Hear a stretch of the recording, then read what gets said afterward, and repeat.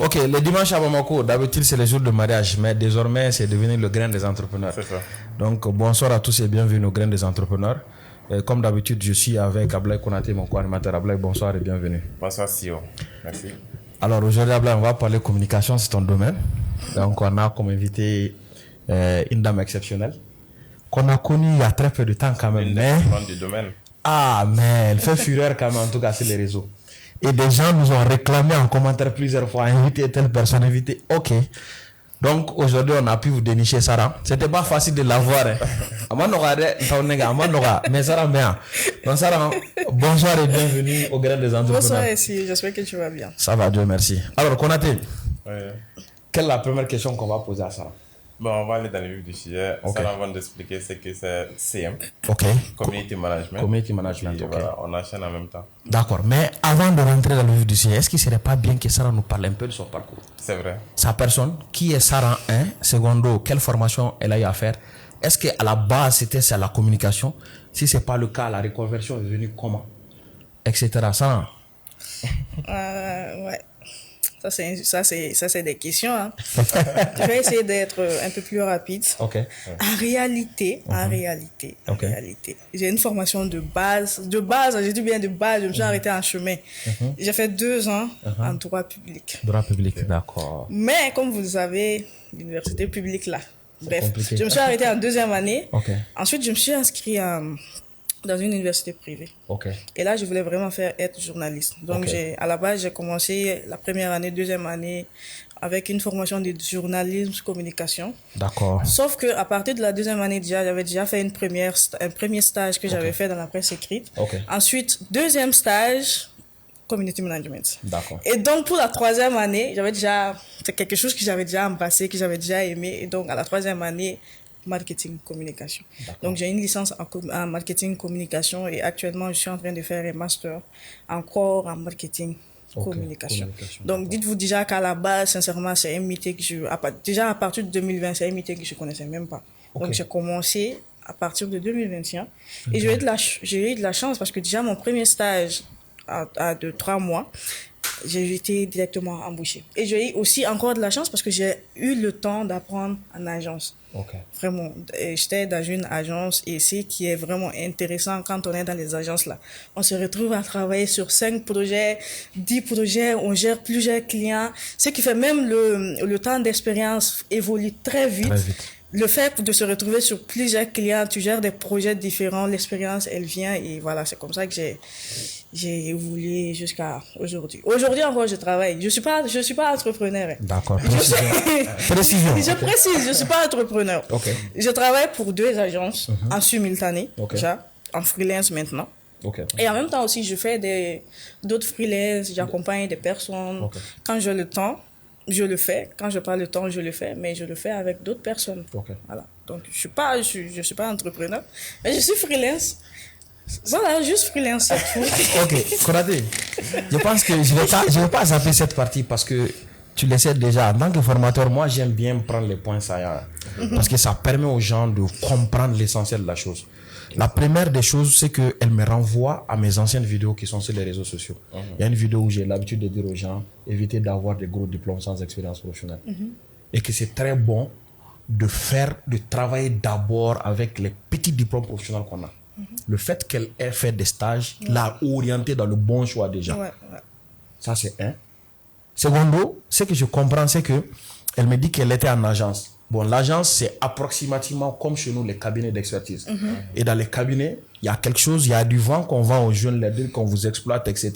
Alors qu'ils ne savent pas que c'est dans leur intérêt. Ouais. Si on ne t'exploite pas au début, tu penses que tu vas apprendre vite? Non, pas du tout. L'expérience qu'elle a engrangée, c'est parce que tu vas trouver qu'elle a travaillé au-delà des heures de travaux sans réclamer rien.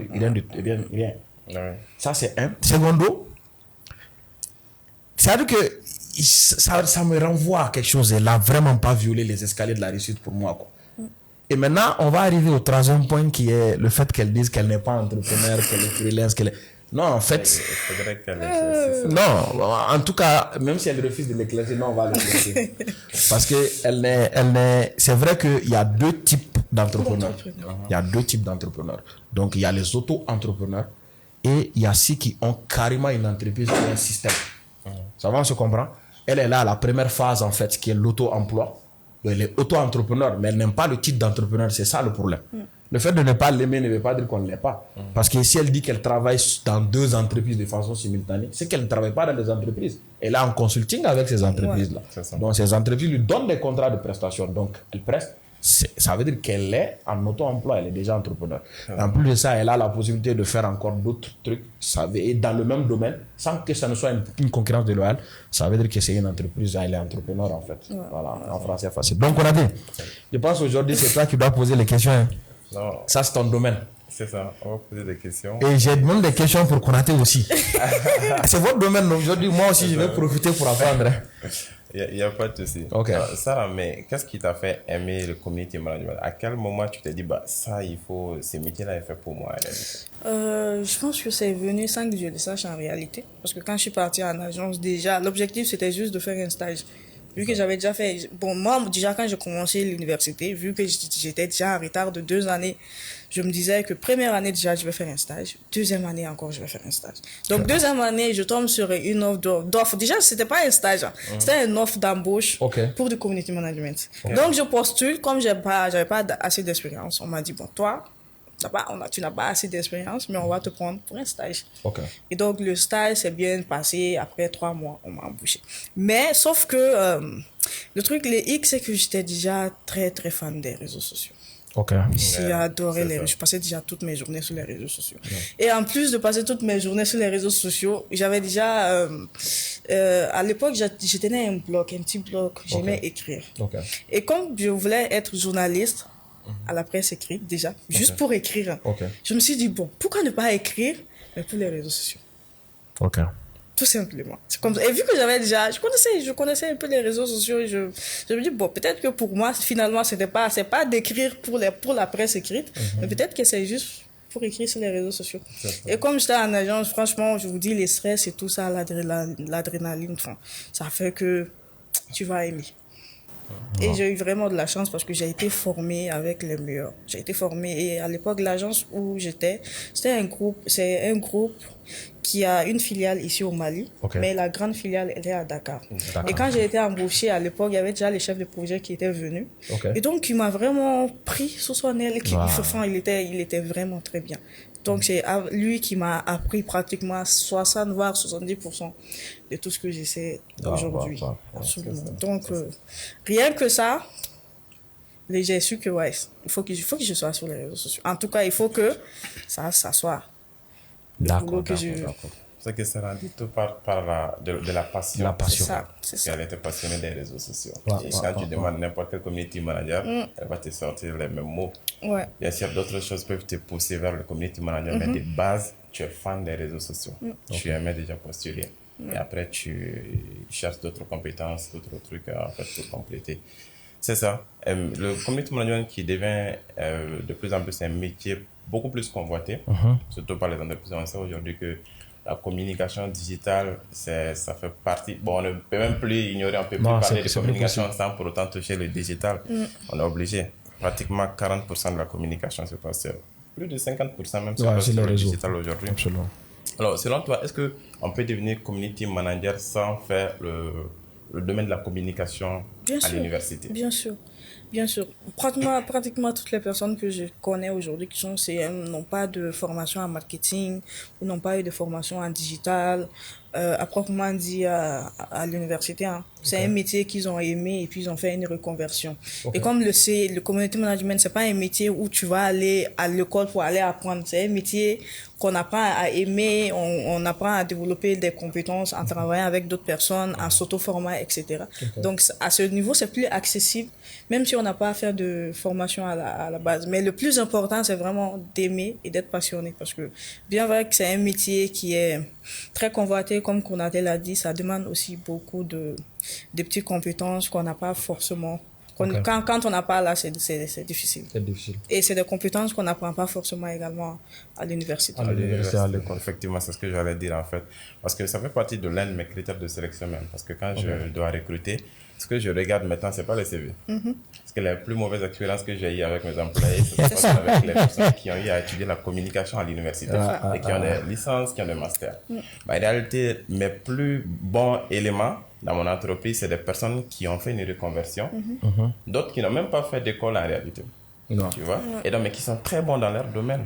Donc, du coup, il faut être passionné déjà par ce métier-là. C'est quelque chose qu'on apprend en pratiquant, mais pas par la théorie qui s'est fait à l'école. Cela ne veut pas dire que la théorie à l'école ne sert à rien. N'est pas nécessaire, quoi, oui. C'est nécessaire vraiment, mais il faut ajouter la pratique également pour être un bon community manager. Moi, je me dis quand même que tous les métiers que demande de la créativité, là, on n'a pas forcément besoin d'un très très gros diplôme. Vraiment, oui, non, on n'a pas besoin. Mais moi, je veux poser une question, hein, et revenons un peu en arrière. C'est quoi le community management? Il y a plusieurs explications. Hein. Chacun est en train de le définir à sa manière. Moi, je me dis juste que c'est une personne qui aide une entreprise à se développer sur les réseaux sociaux, tout simplement. Tout simplement. Donc, à créer et gérer une communauté sur les réseaux sociaux. Oui, à créer et gérer une communauté, mais au-delà de ça, parce qu'il y a eu un amalgame maintenant qu'on est en train de faire entre le social media et le community management. Je ne sais pas si vous l'avez remarqué, même le social media est en train de disparaître. Parce que quand tu prends un social media là, soit tu lui confies toutes les missions d'un CM, soit tu prends un CM et puis il fait tous les boulots d'un community manager. Sauf que, tous les boulots d'un social media, pardon. Sauf que c'est beaucoup plus simple maintenant d'avoir un CM, parce que lui, il a déjà, il a les compétences en tout ce qui est gestion de communauté, etc. Et en plus de ça, il va se retrouver avec des compétences pour élaborer des stratégies, faire enfin, tout ce qu'il faut, tout ce qu'un CM, un social media doit avoir aussi aujourd'hui comme tâche, comme compétence, un CM là. Donc, pourquoi ne pas prendre un CM qui va faire tout le boulot au lieu de prendre un social media qui n'a peut-être pas de compétences forcément en gestion de communauté, alors que le CM là, il a tout ça. Mais pratiquement chez nous, même social media management égale à CM. C'est ça en fait. C'est deux domaines différents en fait en réalité. C'est ça. Le social management, lui, quand même, il est plus focus sur les réseaux sociaux. Alors que le CM, ça va au-delà de ça. Et le truc, c'est que le social media, on va dire juste que lui, il est stratégique et le community manager opérationnel. Opérationnel, ok, je vois. Maintenant, là, je vois. on prend juste un CM. Il fait stratégie et puis il déploie lui-même sa propre stratégie. C'est ça. Ok, je vois. D'accord. Non, c'est bon, hein, parce que c'est bon que nous, qui ne sommes pas forcément des spécialistes de la communication, qu'on puisse comprendre un peu ces éléments-là. Mais est-ce que vous pouvez un peu me parler de tout ce qui est communication là? Parce que j'ai l'impression que la communication même est morcelée comme un champ qu'on a pris pour avoir des petites parcelles. Donc maintenant, la communication de façon globale se subdivise en quoi et quoi pour venir au CM, au community management? Là, est-ce que tu ne parles pas de communication digitale? Oui, digitale. Tu dis la communication. Là, tu vois, la communication aussi, digitale aussi, c'est une partie de la communication. Exactement. Donc, prenons juste la communication digitale pour l'instant. Digitale, voilà. Comment on peut compartimenter, organiser, voir l'architecture de cette communication digitale-là? Parce que, bon, les gens suivent, hein. Apparemment, on dit sur le grain des entrepreneurs, mais j'ai l'impression que même des salariés suivent le grain et me disent qu'ils arrivent à s'en sortir, ils comprennent essentiellement qu'est-ce qu'ils doivent faire pour pouvoir être plus compétitifs, parce qu'on comprend maintenant les compétences, la différence entre les connaissances que l'école donne et les compétences dont les recruteurs ont besoin, quoi. C'est ça. Voilà. En fait, il y a plusieurs volets au niveau de la communication digitale. En fait, la communication digitale, c'est une discipline vraiment à part. Et il y a des sous-domaines, notamment on peut retrouver le community management, comme on l'a dit. On peut retrouver le social media management également. On peut retrouver également le gestionnaire en fait du SEO, du référencement. Responsable SEO. On peut retrouver le responsable SIA. Pour ceux qui ne connaissent pas la différence. Le SEO, c'est le référencement naturel. En fait, lorsque tu tapes sur Google tout de suite, formation, tu trouveras la liste en fait des plateformes. Par exemple, la formation. Internet qui proposent de la formation. Et donc, ils sont classés en fonction de certains critères au niveau des algorithmes de Google. Donc, par pertinence, bon, il y a plusieurs choses qui rentrent là-dedans. On ne va pas faire une formation ici. Mais après, il y a les responsables SCI également. Ça, c'est lorsqu'on paye. Pour être en haut de la liste, en fait. C'est ça. Lorsqu'on donne de l'argent à Google, Google tiens, nous, on veut être référencés sur ces mots-clés. Quand on tape formation, il faudrait qu'on soit référencé. Et donc, à chaque fois qu'on clique sur notre site, donc on paye à Google. D'accord. Donc, les 5 premiers qu'on voit quand on fait une recherche sur Google, là, ils payent. Non. Ça dépend. Parce que déjà, le SEO, par exemple, le SEO, pour te donner quelques critères de sélection du SEO, on est sur le taux de rebond Ok. qui est important. Parce que quand tu es affiché, une fois qu'on clique sur ton site et qu'on ressort automatiquement, ça peut augmenter le taux de rebond. Et quand le taux de rebond est augmenté, cela veut dire que les personnes sont venues, ils n'ont pas trouvé ce qu'ils recherchent. Ok, tu n'es pas le pertinent. site, le contenu ne répond pas aux besoins. à leurs besoins. Exactement. Donc ça peut te faire perdre des points au niveau du classement. D'accord. Et il y a également ce qu'on appelle la pertinence du site, c'est-à-dire le mot-clé utilisé par l'internaute et le mot-clé que toi tu utilises sur ton site internet, le titre par exemple. Le titre qui est considéré comme le mot le plus important pour un article de blog, par exemple, pour une page. Donc quand ça coïncide, ces deux mots se croisent, l'internaute tape formation et que toi tu as mis formation sur le titre, donc ça augmente la pertinence tout simplement du site internet. Donc pour ne citer que ces deux, il y a beaucoup, parce que étant donné que Google a beaucoup plus d'algorithmes que même les autres plateformes des réseaux sociaux, donc il y a beaucoup de critères en fait de sélection à ce niveau. Et puis après, maintenant le SIA, c'est lorsqu'on l'on paye. Donc on va au-delà des simples critères en fait de sélection de Google, parce que en fait Google aussi est là pour faire de l'argent. On est d'accord. C'est une entreprise. Donc c'est ça. Donc ils essaient de mettre en avant les gens qui proposent de bons contenus. Parce que au-delà de ça, quand tu mets sur Google formation et qu'on te renvoie sur Banane, ou bien tu mets formation, on te renvoie sur une autre chose. Troisième, quatrième recette, tu ne vas plus revenir sur Google. Mais quand tu tapes sur Google, formation, on te met des formations. Deuxième fois, troisième fois. Maintenant, tu remarques que même si on discute ici, on va dire à la fin, bon, allons sur Google, on va vérifier quoi si, bon, comment il tient. Parce que pour nous, dans notre tête, c'est Google qui rédige des contenus, qui donne des réponses, alors que c'est même pas ça. Par exemple, c'est Saran qui rédige un contenu sur la formation et moi, je suis en train de chercher la formation. Google essaie juste de faire le matching. Donc, de prendre le contenu de Saran qui, selon lui, répond aux critères et qui met en avant ce contenu qui, selon lui, peut répondre à moi, mes besoins. C'est un peu ça. Mais au-delà de ça, tu peux voir qu'il y a le mot sponsorisé sur les contenus qui sont sponsorisés. Donc, tu as beau rédiger tes contenus, ta page de destination, quand je paye Google, je serai mise en avant par rapport à toi. Parce que moi, je donne de l'argent à Google. Mais c'est rare de voir ça ici au Mali.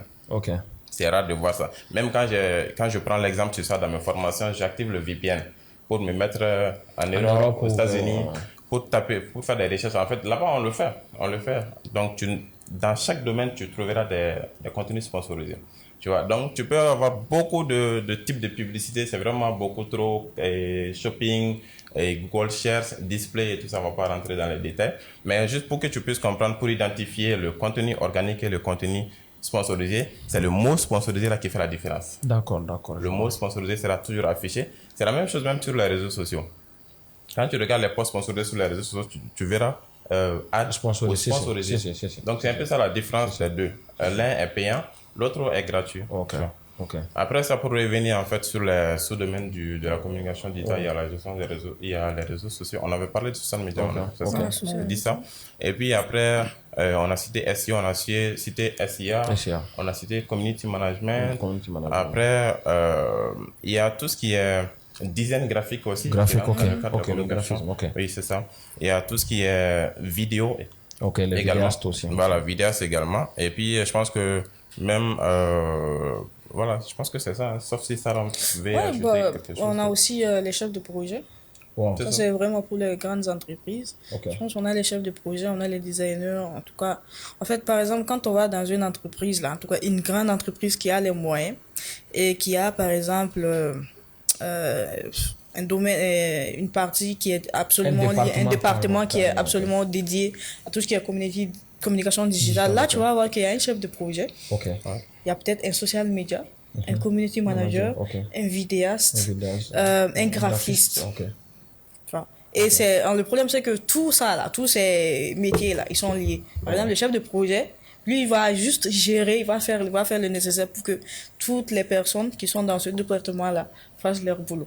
Maintenant, le social media, lui, il va prendre en charge tout ce qui est stratégie. Le community manager fait le déploiement de la stratégie. Ensuite, les graphistes et puis le vidéaste, ils sont maintenant, en quelque sorte, ils appuient le community manager dans tout ce qui est création de contenu vidéo, création de contenu visuel, etc. Donc, c'est vraiment un département avec plusieurs personnes. Mais bon, malheureusement, comme on est en Afrique et malheureusement encore, on est aussi au Mali, On a des entreprises. Il y a trop de malheureusement.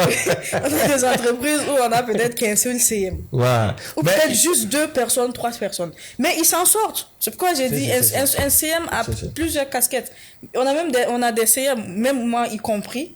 On peut faire des visuels, on peut faire des vidéos, on met en place des stratégies, on déploie la stratégie. Mais bon, après, si on est en freelance, ça sort. Mais si on est dans une entreprise, est-ce que les moyens, ils sont... Non, mais est-ce que l'entreprise a les moyens aussi? C'est ça que je me dis, en fait. Il y a ça aussi. Il y a le manque de moyens. Il y a le manque de moyens. C'est pourquoi, en tout cas pour moi, c'est beaucoup mieux d'être en freelance, franchement. En freelance, c'est beaucoup mieux. Alors pour les petites entreprises, tu fais un freelance, quoi. Parce que là, par exemple, tu essaies de gérer 2, 3 clients, 4 clients minimum par mois et tu t'en sors. Mais imagine avec le même salaire, on va dire, parce qu'ils payent par salaire. Avec le même salaire, tu te retrouves à aller t'asseoir du matin au soir. Sachant que tu peux faire 2 fois, 3 fois plus que ce que tu fais pour eux, avec des prix différents et pour d'autres entreprises. Là, tu as... Donc, ça veut dire que le secteur, en fait, est vide en quelque sorte. La demande est tellement forte. Moi, je me rappelle même pas combien de fois on m'écrit pour le besoin et puis je dis que j'ai pas le temps. La demande est là. Il y a vraiment... Mais la demande est là. Ça veut dire que Sarah, il faut former des jeunes. Même nous qui recrutons dans le domaine, on sait qu'il y a le manque de compétences. C'est ça le problème. Sinon, on a vraiment besoin de CM, on a besoin vraiment de ces profils-là. Donc, il y a très peu de profils par rapport aux demandes sur le marché. Et le problème, c'est que tout le monde veut être CM. C'est ça. Mais tout le monde n'a pas de compétences. Par exemple, je veux être CM, mais je ne veux pas juste aller m'asseoir, aller faire des contenus. Tu fais les contenus à base de quoi? De quelle stratégie? Quels sont les objectifs que tu veux atteindre justement en faisant ce contenu-là? Quelle est la stratégie que tu as élaborée? Ça, c'est le manque de compétences. Ensuite, un CM qui s'est dit, par exemple, aujourd'hui, il y a quand même cette discussion, un CM qui s'est dit que je ne fais pas de visuel. Hey, comment ça tu fais pas de visuel? Comment ça Ok, tu fais pas de visuel, mais tu dois au moins avoir des compétences de base. Parce que même si tu travailles avec un graphiste, tu dois être à même de donner un brief au graphiste pour dire que je veux tel visuel parce que c'est ça qui va correspondre à ce type de contenu. C'est ça. Ou je fais pas de vidéo. Maintenant, on a des logiciels, des applications qui nous facilitent tellement la tâche. Avec des notions assez, avec de bonnes notions sur Canva. Moi, je fais des visuels sur Canva, je cherche pas long. Mais je maîtrise tellement l'outil que si je fais un visuel sur Canva, tu vas dire que c'est un graphiste professionnel qui l'a fait. Parce que je maîtrise et je prends aussi le temps de l'utiliser. Même pas pour les visuels, même pour les documents là. Moi, tout ce qui est présentation de documents là, je le fais sur Canva. Ensuite, tout ce qui est vidéo, on n'a pas besoin de maîtriser Premiere Pro aujourd'hui pour faire des montages. On le fait avec CapCut.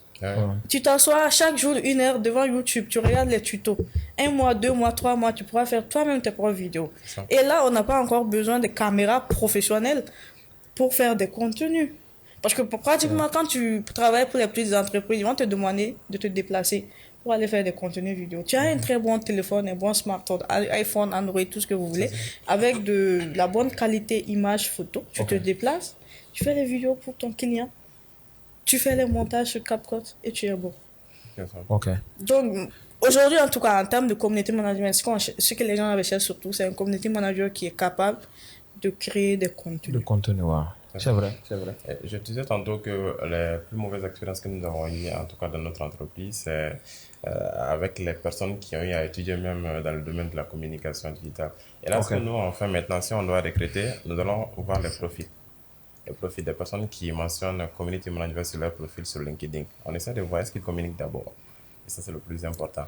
Et quand je vois qu'ils communiquent et qu'ils créent des visuels très intéressants, en ce moment, j'essaie de rentrer en contact avec la personne pour le proposer au cas où elle ne travaille pas dans une entreprise, pour le proposer en fait un entretien. Sinon, on reçoit chaque semaine beaucoup de CV. Mais en réalité, quand tu regardes, déjà, tu as même peur parce que là, je misais sur vraiment comment est-ce qu'on appelle, la beauté du CV avant. Parce que c'était pas le compte. Parce que quand je regarde le design, les designs, exactement, quand le CV, je me dis, ah bon, cette personne-là, peut-être que elle a des notions en design, quoi. Après, je me retrouve avec des gens qui utilisent juste des templates, mais en réalité, il n'y a simplement rien là-dedans, quoi. Donc, en vrai, quand tu es passionné, tu commences par pratiquer, tu commences par exercer le truc. Tu commences par pratiquer sur toi-même tes propres réseaux.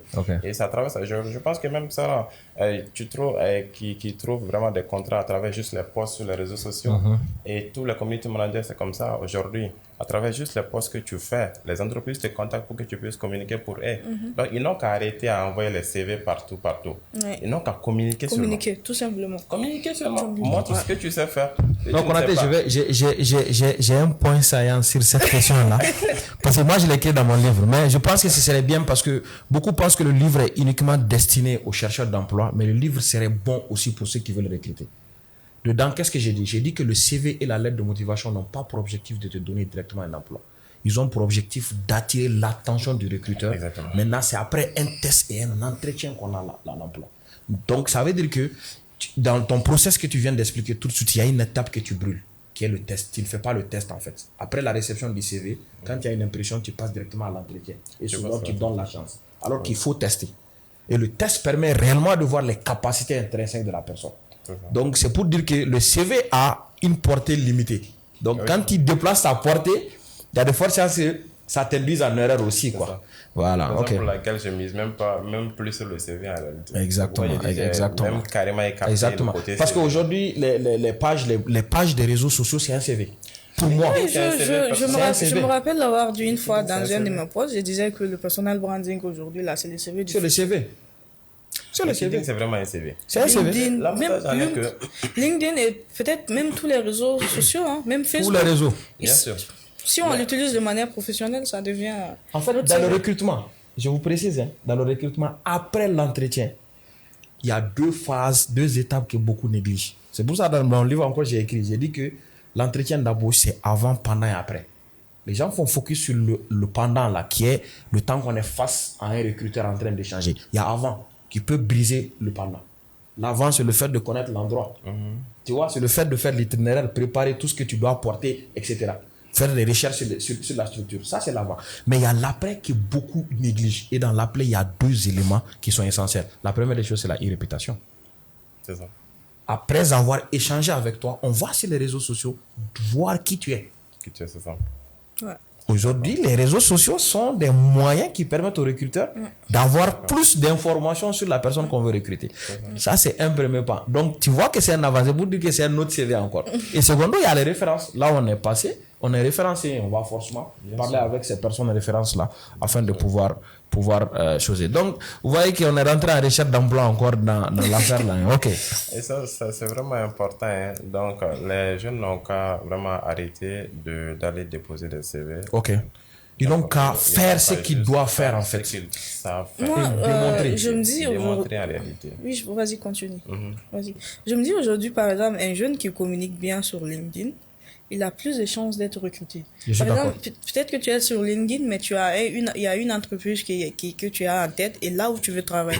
Sur LinkedIn, tu as vraiment la possibilité d'aller contacter, par exemple, le GRH de l'entreprise ou même le directeur général de l'entreprise. Tu lui envoies un message et tu lui fais part de ton intérêt pour travailler dans l'entreprise. Et même s'il n'y a pas de place, le simple fait que tu l'aies écrit, peut-être que potentiellement, tu peux venir en sa tête quand il y aura le besoin ou quand le poste sera vacant. Et même pour ça, pour qu'il pense à toi, peut-être qu'il va d'abord aller voir ton profil. Ah, telle personne m'a écrit, il dit qu'il fait ça, il fait ça. Je vais aller d'abord me rassurer sur son profil si effectivement il a les compétences et ce qu'il prétend être. Moi, je confirme. Personnellement, je vous dis, j'ai eu la chance d'être en contact avec Moussadek Bali, le PDG d'Azaleh, c'est sur LinkedIn. Ouais. J'ai eu la chance de rencontrer des ministres qui m'ont dit que on ne te connaissait pas, mais bon, généralement, quand tu vas rencontrer des personnalités, ils font des recherches sur toi. Et vu ce qu'on voit que tu fais sur les réseaux, ça nous donne envie de t'accompagner. Parce qu'on sait que tu es en train d'apporter de la valeur. Et ça, je confirme. Sincèrement, aujourd'hui, il faut que les gens comprennent que les réseaux sociaux aussi, c'est une mine d'or. Et ce n'est pas que pour s'amuser, c'est plutôt un endroit où on démontre ses capacités et ses compétences. Donc, ça nous fait des preuves, on laisse des traces qui vont témoigner en notre faveur. C'est ça. Et tu sais que sur LinkedIn, 90% des personnes là-bas sont des décideurs. Exactement. Des chefs d'entreprise, des directeurs, etc. Et là-bas, le pouvoir d'achat est 2 fois plus supérieur que toutes les autres plateformes. Donc, du coup, cela veut dire que tu as la chance de rentrer en contact direct avec un décideur qui est sur toutes les autres plateformes. Donc, une fois que tu envoies un message, est-ce que toi, tu l'as dit avec Moussa Bali, et c'est les mêmes personnes, en fait, qui... je dirais c'est ces mêmes chefs d'entreprise qui utilisent ces réseaux sociaux, LinkedIn. Tu peux prendre un community manager pour gérer YouTube, pour gérer TikTok, pour gérer d'autres plateformes, mais la plupart du temps, c'est eux-mêmes qui gèrent la LinkedIn. Tu vois? Donc ça, allez-y, il faut que les jeunes se mettent sur LinkedIn parce que ce que j'ai remarqué la plupart du temps, quand tu vois un jeune sur LinkedIn, c'est qu'il a terminé avec ses études. Donc, il cherche maintenant un emploi. Avant même de commencer à chercher l'emploi, commence à communiquer sur ce que tu as appris à l'école. Exactement, je suis parfaitement d'accord. Ce que tu as appris à l'école. Donc, ça va. Même avant d'aller vers ces personnes-là, c'est eux-mêmes qui vont venir vers toi. Et tu as beaucoup plus de chances d'être recruté. Mais c'est quand même, c'est ça, parce que quand c'est pas toi qui es parti aller chercher l'opportunité, c'est l'opportunité qui va venir naturellement à toi. Moi, personnellement, je me rappelle que depuis que j'ai commencé à travailler là, si c'est pas stage là où j'ai déposé, puis on m'a embauché, 3 mois après là, j'ai pas déposé de stage quelque part. Tous les travails que j'ai eu ou les offres d'emploi que j'ai eu là, soit c'est pas, on m'a recommandé, soit on m'envoie directement des messages sur LinkedIn. Donc moi, je me rappelle même pas de la dernière fois où dernièrement, je l'ai actualisé et puis j'ai mis ça. Et même ça, j'ai pas fait, j'ai demandé à quelqu'un de le faire. Mais moi j'ai fait un petit classement des réseaux sociaux et je vais peut-être vous dire, comme vous êtes les spécialistes de la com digital, vous allez me dire si j'ai vrai ou bien si je commets une erreur pour m'aider à corriger. J'ai l'habitude de dire aux jeunes que Facebook, c'est la rue. Il y a tout le monde.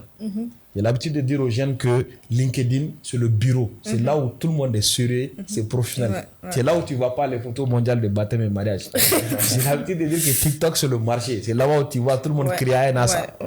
Et j'ai l'habitude également de dire aux jeunes que, par exemple, WhatsApp, ça, c'est la chambre parce qu'il faut une intimité entre la personne et toi pour que vous puissiez réellement vous voir sur WhatsApp. Je ne sais pas, j'ai dit aussi, il y a quoi, il y a Instagram aussi, j'ai dit là c'est la plage, c'est pour vraiment la vie des stars, j'ai dit c'est comme la plage. J'espère que il n'y a pas d'erreur. Je pense que tu as bien classé, surtout Facebook qui est la rue là. Tu trouves tout le monde là-bas. Il y a tout le monde là-bas. Il y a tout le monde là-bas et puis que ce soit professionnel, tout le monde. En réalité tout le monde, et puis ce que tu as dit avec LinkedIn, ça correspond parfaitement, c'est le but. D'accord. Donc je pense je vais continuer à insister sur ça. Parce que souvent lors de mes interventions, je me permets quand même de dévier un peu, expliquer aux jeunes que voilà, la communication aujourd'hui elle est importante. Elle est importante. Moi personnellement, j'ai eu la chance d'aller hors du Mali, hors de l'Afrique de l'Est, grâce uniquement à ma communication. Sincèrement. Donc j'ai des opportunités ailleurs. Donc c'est pour dire vraiment le poids de la communication, ça permet de démontrer ton expertise d'abord, en tout cas. Si c'est ce que tu souhaites faire, et ensuite au-delà de ça, ça te crée des opportunités réelles. Alors revenons à l'essentiel maintenant, la communication. Sarah, est-ce que il y a l'argent dans l'affaire là? Si on est dedans, c'est qu'il y a quelque chose. Donc ça veut dire qu'elle confirme qu'elle a l'argent. Parce que j'ai l'impression qu'elle refuse ça. Chaque fois qu'on lui dit, elle refuse. Elle refuse. Je vois sur les réseaux, elle refuse. Donc ça veut dire qu'elle a l'argent. Elle a l'argent. Donc on va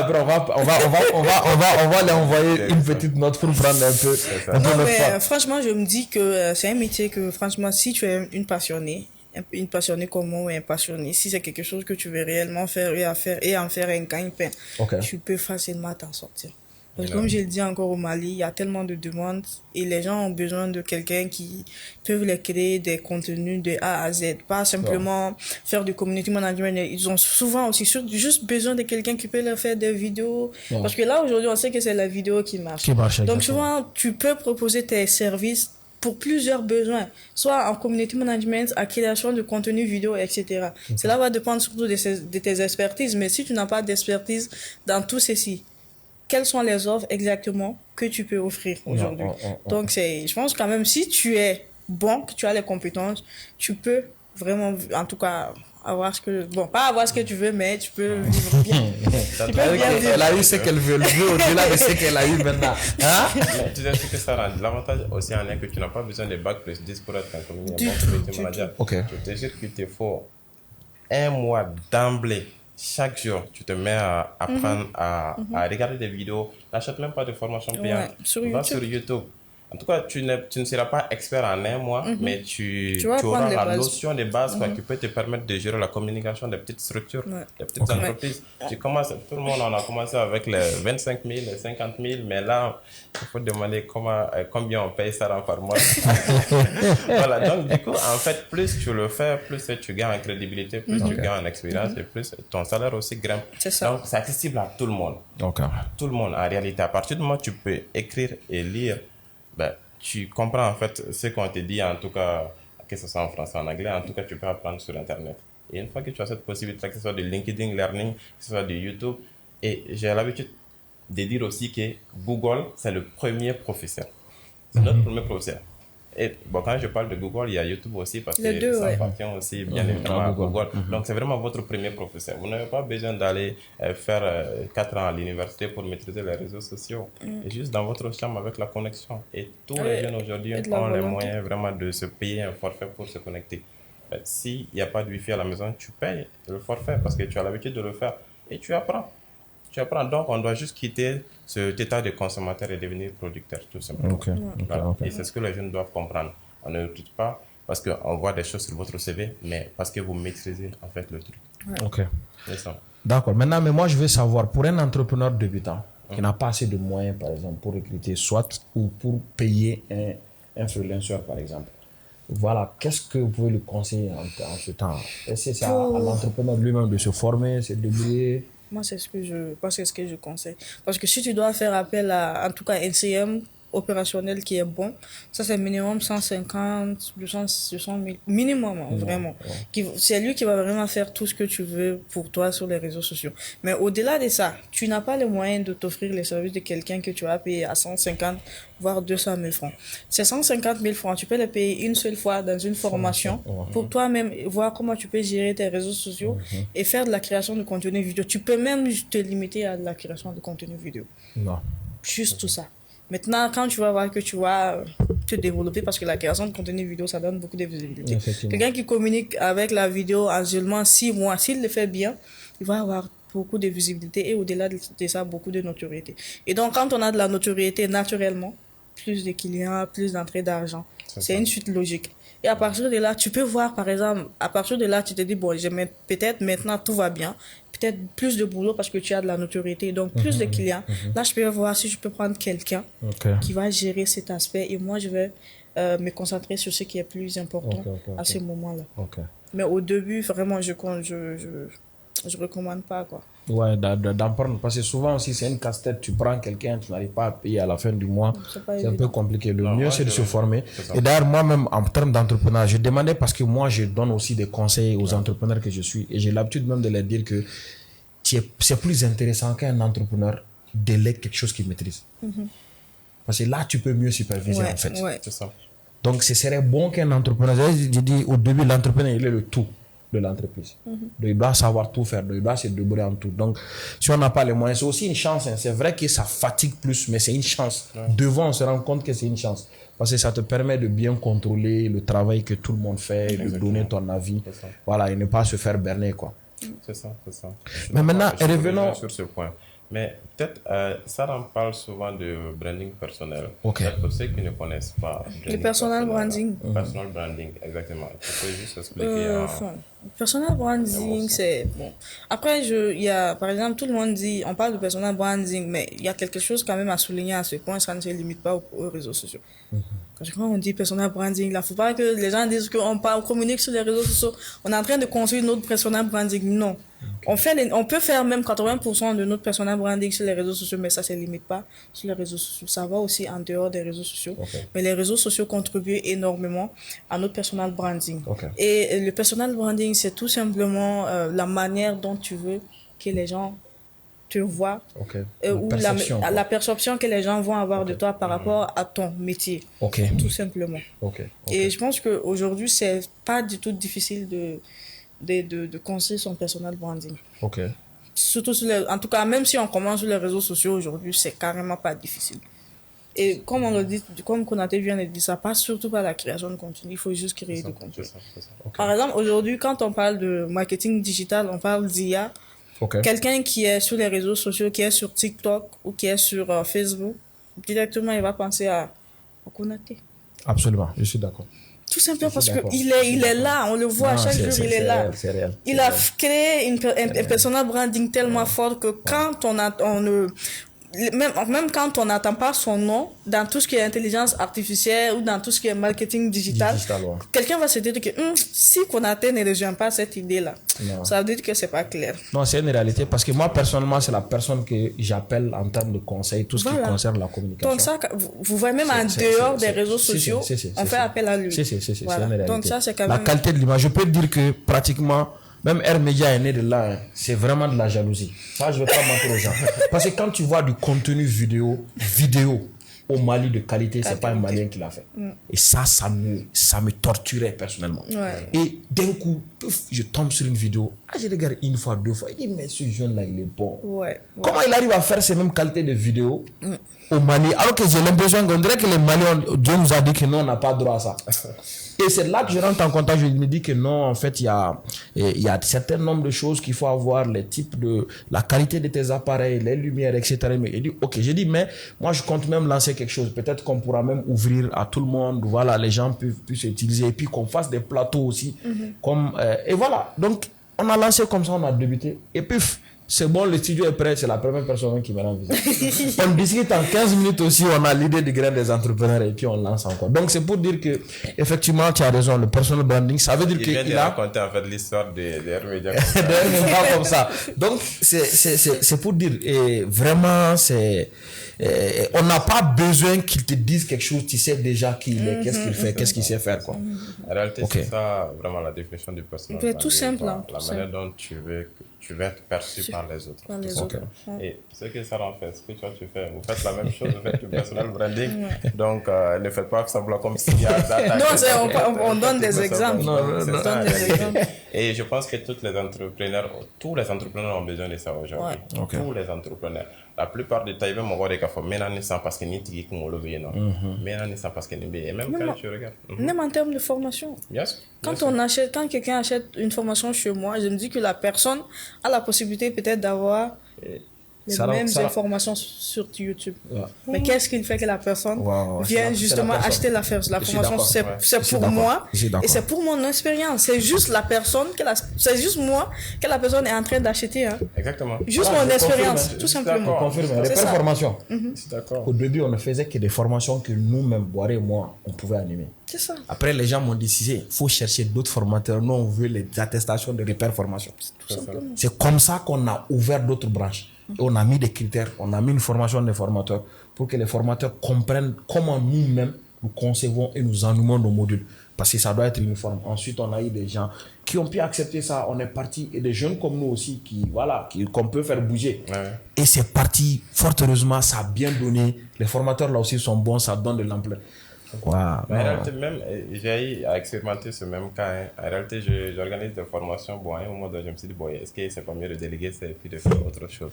Parce que j'avais un collègue également, parce que j'interviens dans certaines universités. Lui aussi, il est très bon dans son domaine. Il est aussi spécialiste en marketing digital. Donc, je lui ai sollicité pour qu'il puisse animer la formation. Bien sûr, il a très bien animé, mais je recevais quand je venais suivre un peu et que je demande en classe dans la salle, est-ce que ça se passe bien? On me dit oui, ça va. Mais après, je reçois des petits messages en cachette. Bon, ça là, mon gars, est-ce que toi, tu sais pas mieux que tu animes? On va me poser des questions. En fait, les gens ont confiance à toi, ta crédibilité, la légitimité que tu as. Et quand quelqu'un d'autre vient le faire, même si c'est quelqu'un que toi, tu as recommandé, là, il peut le faire. C'est pas ce qu'ils veulent, en fait. Parce que j'ai l'habitude de dire, peut-être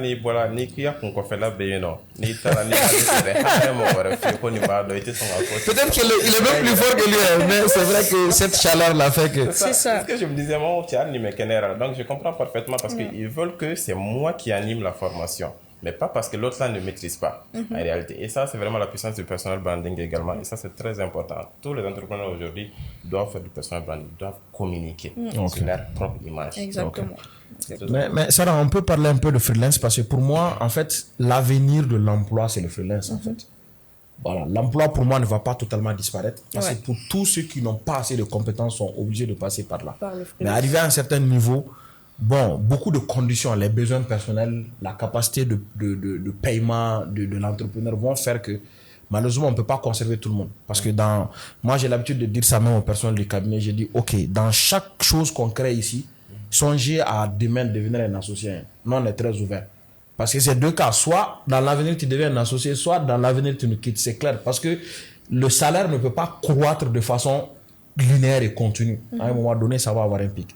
Et je pense qu'après, les salariés vont tomber dans ce qu'on appelle le freelance. Ceux qui ne veulent pas forcément devenir un entrepreneur. Ils voudraient peut-être juste avoir plus de rémunération, d'autres opportunités, des ouvertures. Tu peux nous parler un peu du freelance? C'est quoi? Comment tu t'y prends? Comment tu t'en sors, etc. Après, je me dis que c'est une question d'organisation. Okay. C'est vraiment une question d'organisation. Okay. Parce que moi, déjà, je suis entré dans une mauvaise habitude où dans la journée, je ne peux rien faire. Ok. Et la journée, là, c'est compliqué.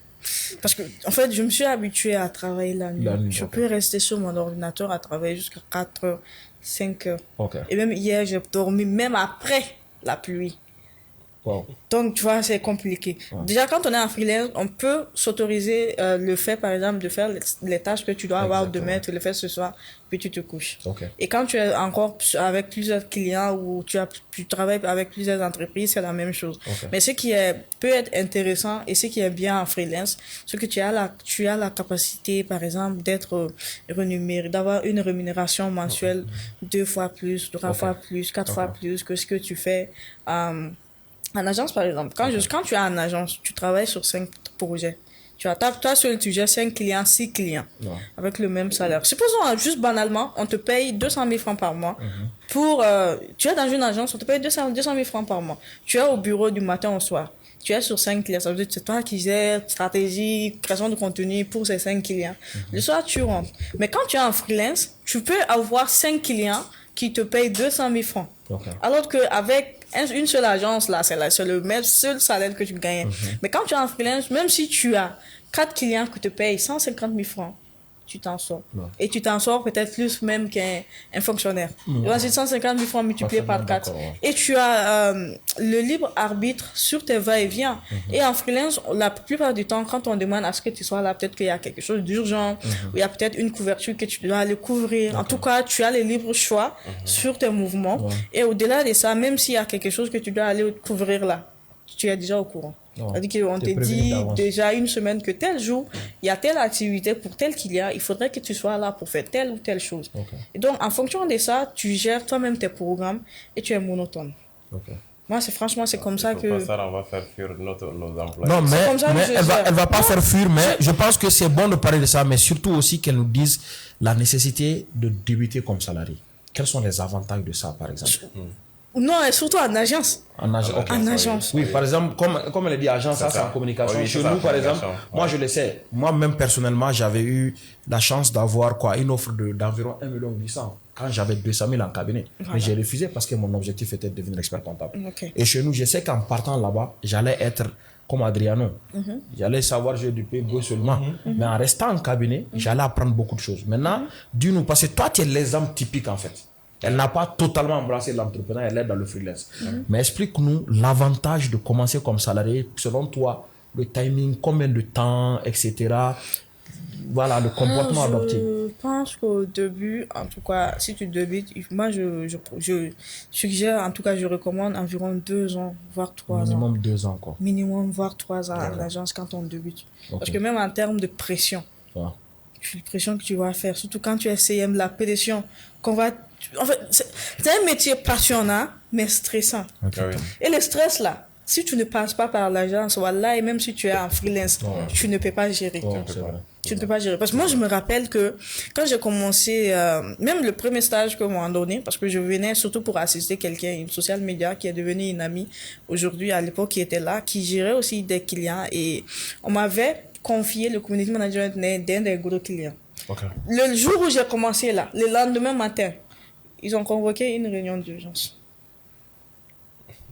J'avais tout fait à l'envers.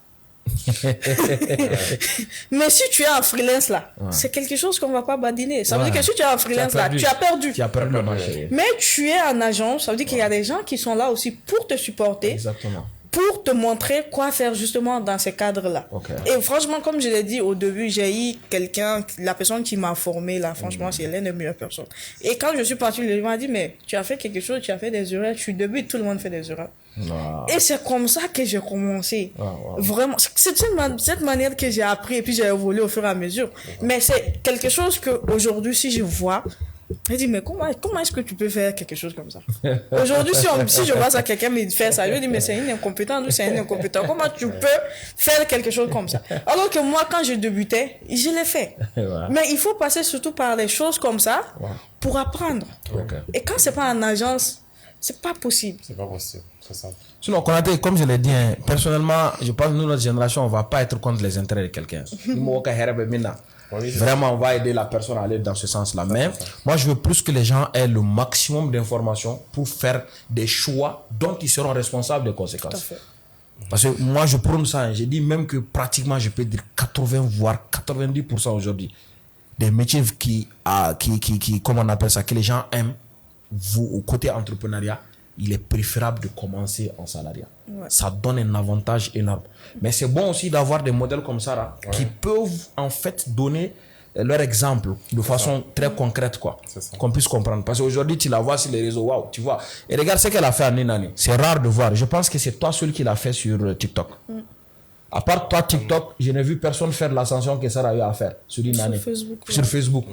Le nombre d'abonnés, le rythme, quand tu vois l'interaction des gens, c'est-à-dire que, c'est vrai, nous on vacille, mais elle, c'est-à-dire que c'est constant en fait. Tu vois réellement un engagement de la communauté. C'est ça. Donc, je pense que ça, tu l'as fait sur TikTok et elle l'a fait sur Facebook surtout. Donc, c'est bon d'avoir des exemples comme ça. Donc, on dit, non, les gars... C'est pas du hasard, il faut que les gens comprennent aussi que c'est pas du hasard. C'est une stratégie derrière. Justement, c'est ça. On ne s'est pas levé du jour au lendemain et créer des contenus et puis atteindre ce niveau. C'est vraiment une stratégie derrière que nous avons appliquée à la lettre et qui donne des chiffres comme ça. Peut-être ça me renvoie à une question. Voilà. Mais est-ce que tu as des techniques qui te permettent peut-être d'avoir... Pas vraiment, hein. Tu réponds comment? Je n'ai pas terminé. En fait. il faut qu'elle nous donne les secrets. Il faut qu'elle nous donne les secrets. En fait, pour devenir viral, quoi, en quelque sorte, est-ce que sur les réseaux sociaux, tu as des techniques qui te En fait, moi, j'ai de la chance parce que 80-90% de mon audience, là, elle est étrangère. C'est vrai que ça, je confirme. Ivoiriens, béninois. Et ce sont des personnes qui s'intéressent énormément au digital. Et ce sont des personnes qui sont à un niveau de digital où le Mali n'a pas encore en termes. Donc même en termes d'intérêt, là, c'est différent.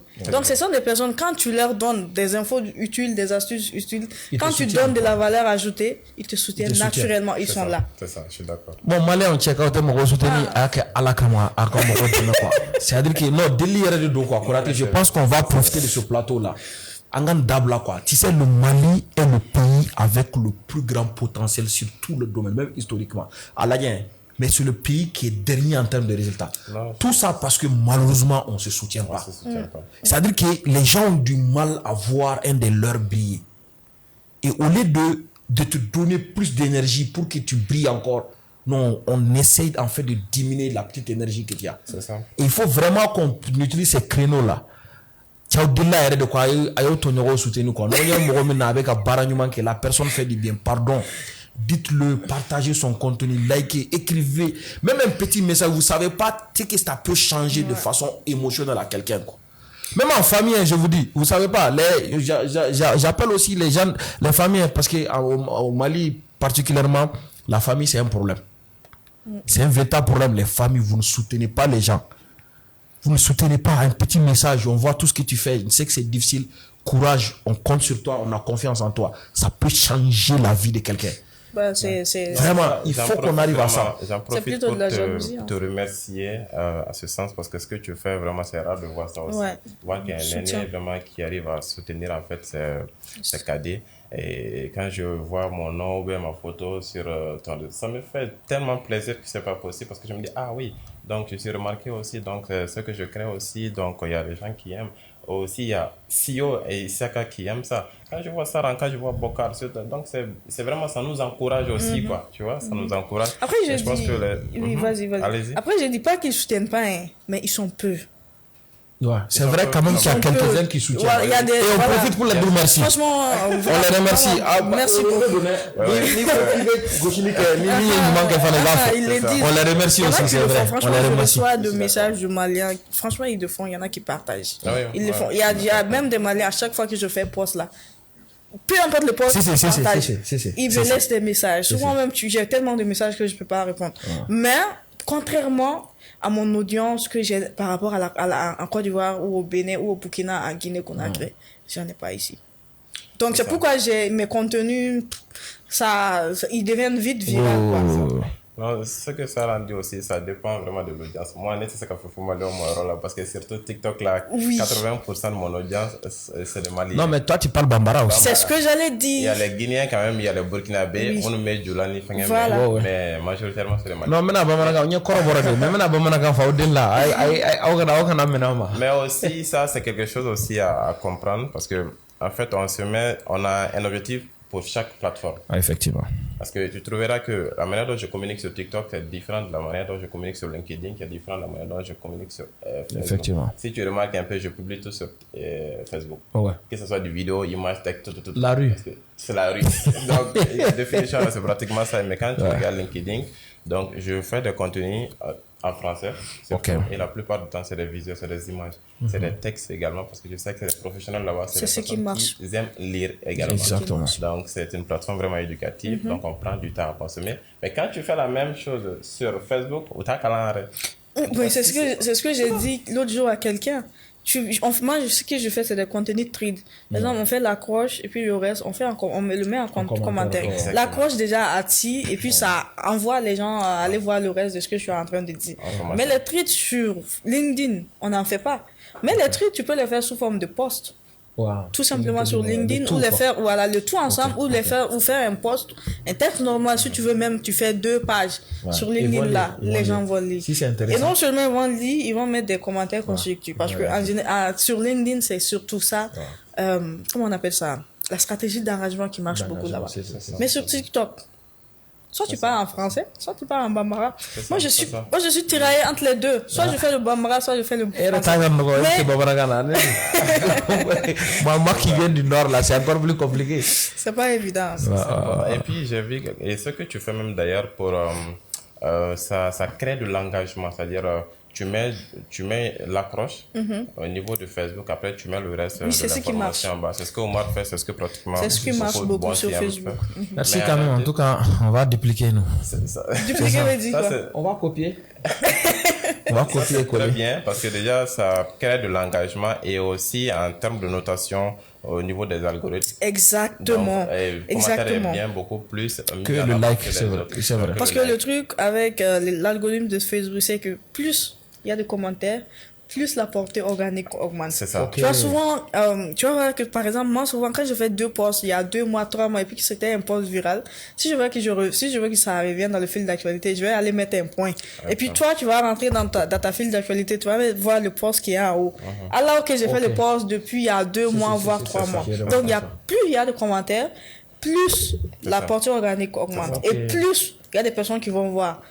Et peut-être, c'est pas parce que j'ai peut-être plus de 47 000 abonnés que j'ai d'interaction. Quand on fait une publication, ce n'est peut-être pas plus de 10% de mes followers qui voient les posts. Mais ce 10% là augmente au fur et à mesure qu'il y a des partages, au fur et à mesure qu'il y a des commentaires. Je sais pas si tu as remarqué là, même s'il y a 100 commentaires chez moi là, je vais répondre à 90 commentaires. Donc il faut, il y a la réponse aussi là, Parce qu'à chaque fois que je réponds encore, d'autres personnes aussi vont voir le post. Et surtout quand le commentaire est long, plus tu as de points. Voilà. Le commentaire court, c'est pas le même point que le commentaire long. Je vois. Et surtout, il faut poser des questions, il faut pousser les gens. Exactement. Même si c'est négatif là, il faut pousser les gens. Ça monte et ça augmente la portée organique. C'est ce qui crée le buzz chez les gens là. Oui. Il y a quelque chose aussi qui détruit la portée. Que beaucoup de personnes utilisent sans le savoir. Et des fois, je le vois sur tes posts. Chez moi-même. Oui. Au niveau de la description, de mettre le lien là-bas. Les gens ont arrêté ça. On a arrêté ça. Avant, on faisait. Ouais, l'avantage du grain. Avant, on faisait, on a arrêté. C'est ça l'avantage du grain. Là-bas, du coup, ce qu'il faut comprendre que l'objectif de toutes les plateformes, c'est de maintenir le plus longtemps possible les gens sur leur plateforme. On est d'accord sur ça. Parce que vous savez que les personnes qui sont là pour consommer, c'est des produits. Effectivement. Donc il faut qu'ils restent. pour que Facebook puisse proposer de la publicité aux e-commerçants, aux marketeurs qui souhaitent toucher ces personnes-là. Okay. Et quand il n'y a personne, c'est qui va donner de l'argent à Facebook pour toucher les gens. Donc maintenant, quand tu mets le lien, ça redirige les gens sur une autre plateforme. Effectivement. Et donc Facebook détecte ça. Parce que quand tu mets un lien, donc ça lui fait perdre ses utilisateurs. Absolument. Donc du coup, ce que tu peux faire avec la technique de ça, là, tu mets en commentaire. En commentaire, ok. Voilà, tu mets en commentaire. Okay. Des fois, moi, je le fais. Mais je le fais lorsque je souhaite sponsoriser le post. Ok. Quand je souhaite sponsoriser le post, ouais, ça te fait, ça fait gagner, en fait. Ça fait gagner. Tu vois, en sponsorisant, tu fais une paire de coups, en fait. C'est ça. Tu annules tous les autres critères. Ouais. Parce que quand tu donnes de l'argent, c'est fini mis en avant. Donc maintenant, c'est ça. Je sais que je suis mis en avant quand je sponsorise. Donc je mets le lien là-bas parce que je sais que quand on clique, c'est le lien là qu'on verra en première position. Mais au-delà de ça, quand il s'agit d'un contenu organique, je préfère mettre dans la partie commentaire. Parfait, merci beaucoup. Donc vous voyez, c'est ça l'avantage du grain. Le grain aussi, ça sert au fait qu'on amène des experts qui peuvent nous permettre de diagnostiquer tout de suite toutes les problématiques qu'on peut rencontrer nous-mêmes dans nos structures et nous donner des astuces directes et claires qui nous permettent de changer la donne automatiquement. Voilà. Donc, Konaté, est-ce qu'il y a d'autres questions encore pour ça? Alors, pour ça, on a parlé de branding personnel. On a parlé, bien évidemment, du community management. Alors, une autre question. C'est socialement, il faut parler. Il faut dire. Il y a des trucs aussi qu'on doit laisser ça. C'est vrai. Alors, mais Sarah, comment est-ce que tu arrives? Parce que c'est vrai, Cissé a dit que tu es un modèle en fait dans ce domaine. Et aussi, même quand on regarde vraiment, tu es une femme. Est-ce que tu arrives à réaliser? En fait, c'est vraiment énorme. En réalité, comment est-ce que tu t'arranges? Comment est-ce que tu essaies de gérer un peu entre... Parce que tu as dit que tu t'es couché jusqu'à 5 heures. C'est pour te réveiller peut-être jusqu'à midi. 10h, midi, 11h. Comment est-ce que tu arrives à faire ça dans la famille? Alors que dans nos familles classiques, on sait que c'est quand même compliqué pour une femme qui... Même pour les hommes en tout cas. Parce que des fois même, moi, mon papa considérait que je ne travaillais pas. Alors que je gagnais de l'argent par mois. C'est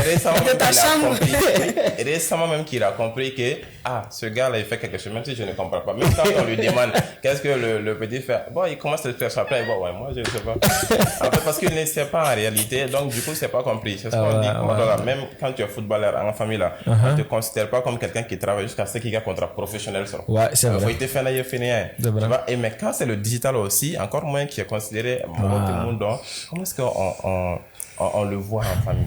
Est-ce que tu es soutenu en fait? Franchement, j'ai aucun souci avec mon travail à la maison. Après, bon, je pense pas que les parents savent exactement ce que je fais.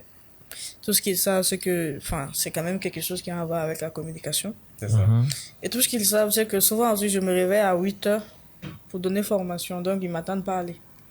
À part ça, ils n'en savent absolument rien. Mais franchement, j'ai pas de...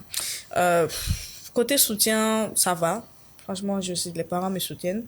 Même souvent, quand je fais des posts, ils ont l'habitude de repartager. Là, ils peuvent repartager même une seule publication plusieurs fois. Ça veut dire qu'à chaque fois qu'ils voient sur les fils, ils partagent. Donc, franchement, j'ai absolument pas de soucis. Après, on est quatre filles à la maison. Je suis dans une grande famille. Bon, pas si grande que ça. On est 4 filles du côté de mes parents. Donc, je suis l'aînée. Donc, j'ai trois autres sœurs. Et les autres vont à l'école, etc. Mais j'ai absolument vraiment pas de problème. Absolument pas de soucis, franchement.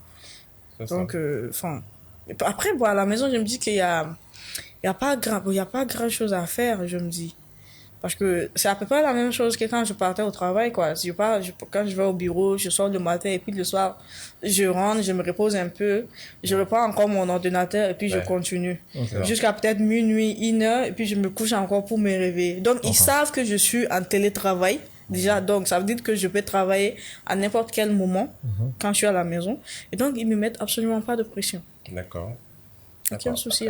Du coup, quand tu dois donner des conseils peut-être à quelqu'un qui doit démarrer tout de suite ces activités-là, c'est-à-dire qui souhaite être community manager, quels seront peut-être ces conseils à travers l'expérience que tu as eue, les difficultés que tu as eues? On n'a même pas parlé des difficultés en réalité. Tu dois peut-être toucher à ça et après donner peut-être des conseils aux gens pour éviter ce genre de problèmes-là également dans la vie. Franchement, les gens disent que j'ai eu de la chance. Bon, je pense que j'ai eu de la chance, mais c'est aussi une manière pour moi de rattraper mes 5 années d'échec. Parce que ce que j'ai pas dit là, 2 années là, j'ai fait à FF2, puis après j'ai lâché. Mais bien avant ça, j'avais fait des échecs au bac. J'ai fait le bac 3 fois. J'ai fait le bac 3 fois. Je l'ai eu 4e fois et dans un autre pays. Donc, quand je suis venue là, c'est à ce point que je me suis inscrite à l'université publique. Mais après, il y a eu, j'ai vu que si je restais là-bas, là, ce que je veux devenir là, ça n'allait pas arriver aussitôt. Donc, en même temps, les rêves ont changé parce qu'à l'époque, je voulais être journaliste. Mais tu fais 3 années de chèque, tu reviens encore, tu t'en vas et rien ne change. 2 années, tu es dans la même classe. Tu n'apprends rien. Le rêve aussi change ou ça évolue ou ça devient autre chose. Donc, ça, c'est franchement de tout mon cursus scolaire ou professionnel, ça c'est les seules difficultés que j'ai eues. Côté pré-stage, première année, j'ai pas eu de problème pour l'avoir. Côté stage, 2e année encore facile. Ensuite, j'ai été embauchée. Donc, c'est pas comme si j'avais eu des problèmes pour avoir des jobs, etc. Et ce qui a été ma plus grande chance, c'est que je me suis intéressée à ce domaine-là. Donc, je me suis formée. J'ai été formée à l'agence. En plus, je me suis auto-formée. Parce que même demain, j'apprends. Même demain, j'apprends. C'est ça le problème, surtout avec le marketing digital, community management. Ça va vite. Tu mets une stratégie en place qui marche aujourd'hui, là, demain matin, tu vas te réveiller, c'est mort. Non, c'est obsolète. Mais si tu ne t'auto-formes pas, ça veut dire que tu ne reviens pas sur tes compétences, si tu ne suis pas les tendances, si tu n'apprends pas tout ce qui est en train de se faire dans d'autres sujets, c'est difficile d'évoluer. Surtout ça.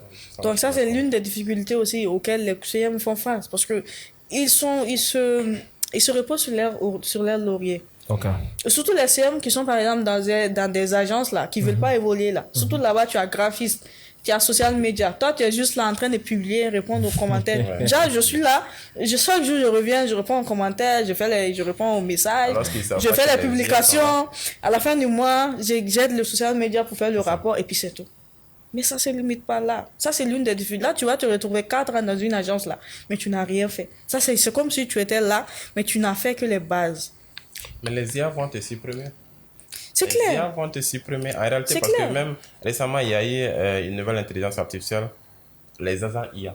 Les agents IA maintenant qu'on peut créer 100% exactement. Et puis, on donne toutes les informations de l'entreprise, toutes les questions fréquemment posées par les clients. On donne tout ça à une base de données, même on donne ça à une intelligence artificielle développée et qu'on intègre automatiquement sur notre site internet. Ça répond automatiquement. C'est des automatisations. Toutes les questions, bien évidemment, sont répondues par l'IA. Et maintenant, même en vocal. Donc, c'est répondu. Imagine que toi, tu ne fais que répondre seulement aux commentaires et publier seulement. Baratiana.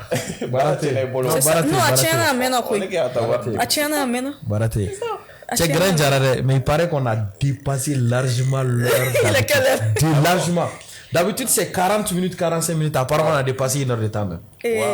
Donc, grand Jara. Mais c'est pas grave, Konaté. Je pense que c'est pour dire que, bien vrai que la patronne là, c'est difficile de la voir, mais c'est aussi pour lui dire qu'il y a Moroba à la chevalière. Il faut qu'elle revienne sur le plateau. Parce qu'à Makla, les gens ont besoin de bien comprendre ce domaine-là. Et je pense qu'elle a beaucoup à donner aux gens. Elle a beaucoup à dire. Peut-être ce qui a manqué, c'est qu'on n'a pas beaucoup parlé en Bambara. C'est vrai. En fait, c'est une habitude. C'est pas grave, mais je pense que peut-être pour une prochaine fois, on va toucher les deux, quoi. On va toucher. Aman Robema. Bon, elle est peu là, les gars, sur nous, bon, la gâte, mais n'est mis les quelques kilomètres. Aïe, n'est Wassolofla. Wassolofla, de Bamanagan faux. Wassolofla, au contraire, c'est flac, c'est flac.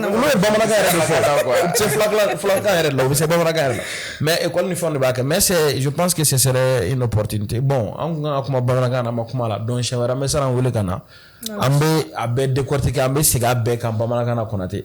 Donc je pense que Konaté, comme d'habitude, ambe mo wele ka fouiller ko unuche d'abord pour tout ce qu'ils sont en train de faire pour nous sur l'émission et secondo les inviter encore au cas à partager ou hakilna emi ce qu'ils pensent qui nous disent en commentaire ou be fega mo mi bon on a faut kan sara wele bon amano ga mais akon nana ya sara là. Ça ne veut pas et moi.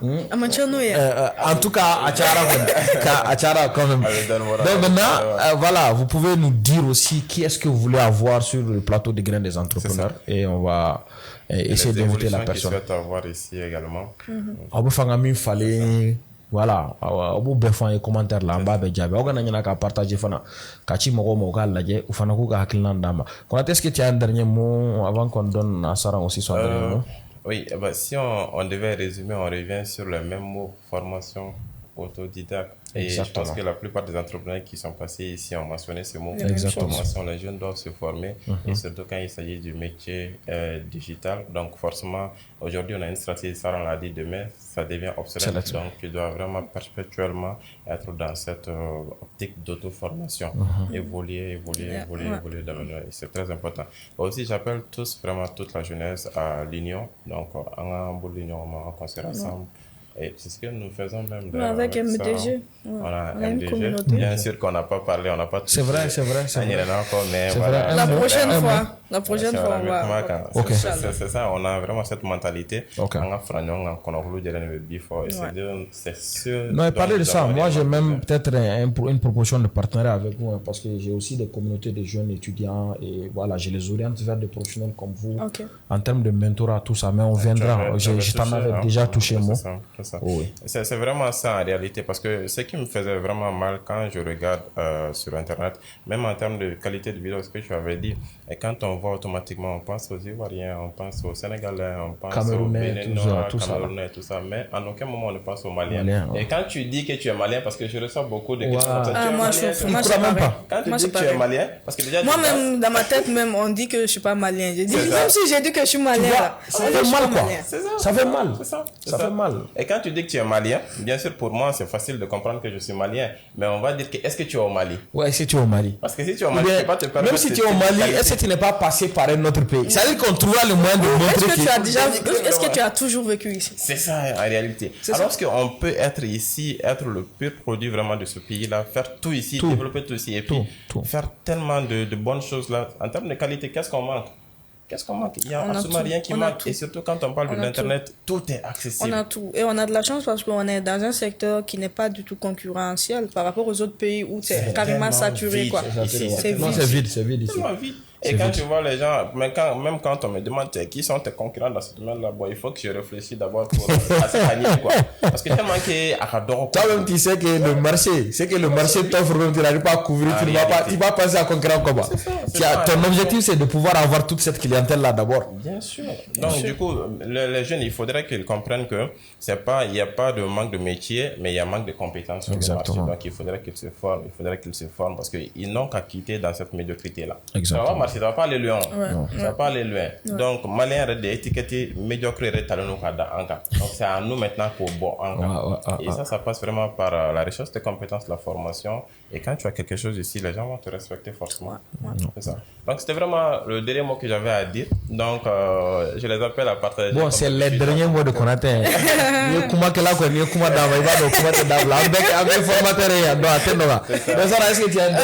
Franchement, je rejoins juste tout ce que vous avez dit. Nous, surtout ici au Mali, là, on n'a pas la culture de la formation continue. Et c'est ça qui est essentiel, en fait. Surtout pour tous ceux qui considèrent qu'ils ont des gros diplômes ou déjà tout est déjà acquis, alors que c'est l'expérience même qui vient. L'expérience sur le terrain, là, c'est plus important. Moi, je suis assis, j'ai pas encore mon master. J'ai débuté, j'ai pas encore fini. Mais j'ai plus d'expérience que des gens qui ont des masters aujourd'hui dans ce domaine. Oui, parce que j'ai eu la chance d'apprendre sur les tas, je m'auto-forme. Chaque fois, je fais des formations, même si je les achète pas. Sur les réseaux sociaux, maintenant, on peut avoir tout. Bien sûr, on a la possibilité, on a la facilité d'avoir accès à des informations pas possibles en temps réel. Donc, la formation continue surtout pour ceux qui veulent évoluer dans ce domaine-là. Parce que tu ne voles pas là. Les IA vont te mettre au chômage. C'est obligé quoi. Tu n'as pas le choix. Si tu veux pas être en retard, tu évolues. Et même cette évolution aussi inclut l'utilisation des différents IA. Parce que tu passes la journée sur un seul calendrier éditorial ou 2 jours. Alors qu'avec l'IA, un seul calendrier éditorial, tu le fais en 2 heures, 3 heures, tu attaques un autre calendrier. C'est ça. Donc, on va plus vite. Plus vite, voilà. Donc, moi, c'est vraiment mes derniers mots, quoi. Ok. Merci beaucoup, Sarah. Déjà, merci pour le déplacement. Je sais que le temps qu'on a passé, ce n'est pas forcément par méchanceté ou par refus, c'est juste que les obligations ne te permettent pas forcément de te déplacer et d'être à notre disposition. Et la preuve est que dès que tu as eu l'opportunité, tu as jugé nécessaire de passer nous voir. Merci beaucoup. Et Konaté, merci bien. Et on invite encore les internautes à partager au maximum, à nous laisser en commentaire leur avis. Et on se donne rendez-vous au prochain épisode. Merci, bye bye. C'était le dernier des entrepreneurs.